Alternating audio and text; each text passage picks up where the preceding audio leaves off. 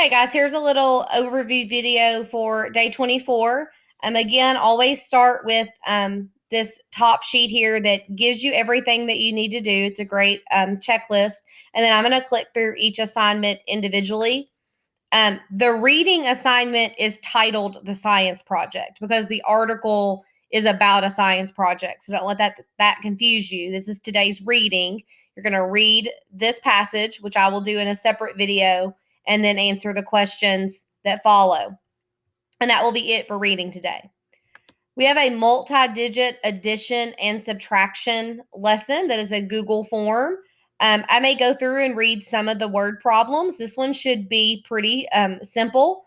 I am not opposed to you using a calculator to check your work. I would like for you to at least attempt the addition and the subtraction problem at the top. That is something we struggled with at times, was using the standard algorithm of carrying and borrowing. We did use that strategy of stretching out the number into expanded form. You can try that and show that to your parents, or I'm sure your parents would be more than happy to go over the standard algorithm with you and show you how to stack those numbers and to carry when you have that extra digit. The social studies for today is going to move to the northwest coast. We're going to be looking at a different Native American tribe that is in the northwest, and that's on the map for you. So I will read this passage in a video, and we'll talk briefly about the quiz that goes with it. It's another fill in the blank. I love these just because it is such a huge skill for you as a fourth grader going into fifth grade to be able to go back to something you've read and find the answer.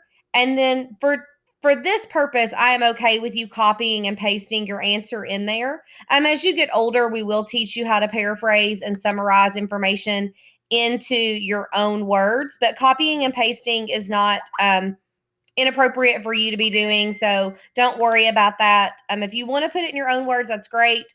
But if the spelling and the typing is too much, feel free to find your answer, give it a little bit of a copy, and paste it into your Google form. The writing form for today is collective nouns. It says which word below is a collective noun, and then that's how that whole form is going to go, is finding collective nouns. I will do a little mini lesson for the writing as usual in a separate video. And then there is that journal prompt Google slide that you can open in a separate assignment.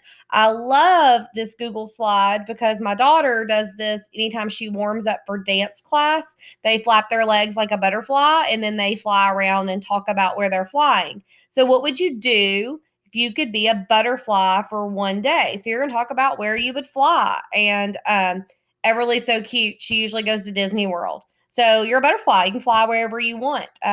Let me know where that would be by putting it in here. Again, just like we've done all week. Once you type your answer here in the text box, you're going to hit that share button and send it to me and Mr. Collier, or just one of us. It doesn't matter.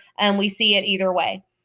So those are your directions for today. If you need extra help, make sure you're letting us know.